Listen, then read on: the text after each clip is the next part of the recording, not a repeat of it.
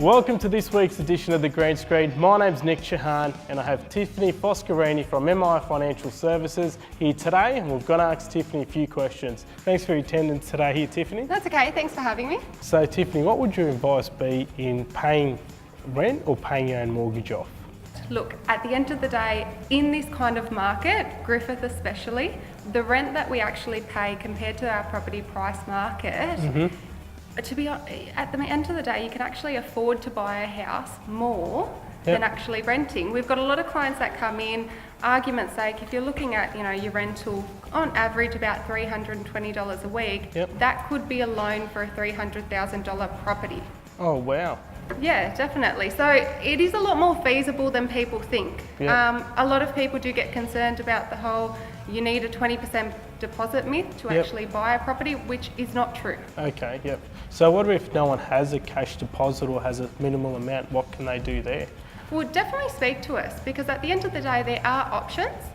Family can actually assist, not cash-wise, but they can actually put up equity from their home to actually help you borrow that deposit plus costs. Oh, excellent. So anyone who hasn't got a cash deposit can actually use their family security as a guarantee? Definitely. Okay, fantastic. Yeah, no worries. So, I mean, anyone who has been renting for a while and paying the $320 a week comfortably, they can actually own their own home. So rather than paying off someone else's mortgage, you pay off your own, which will actually help you save for the future as well and obtain your own equity to later on look at an investment. Yep, excellent, no worries. And just another quick question.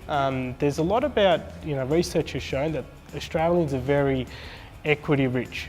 So tell us more about that. Anyone who does own their own home currently but doesn't own an investment property, how can they get into the investment market? How can they take that next step and obviously the first step to financial freedom and work towards retirement? So basically at the end of the day, most people do have equity in their home without realising.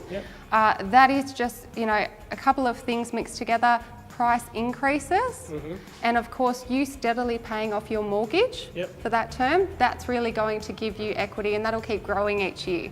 With that equity you can actually use that to help you for a deposit for an investment property.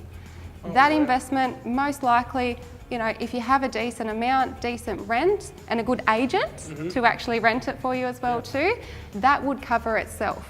Once that's paid off, you can actually use that as future cash flow. Oh, excellent. So basically, if anyone who has paid off, say for instance, $100,000 off their mortgage, they can actually use some of the equity in their current home to actually, pay. And also you get a lot of tax benefits when you do that as well too. So. Thanks for your time today, Tiffany, and coming down. And hopefully that's some great information for our viewers, and stay tuned for our next Green Screen.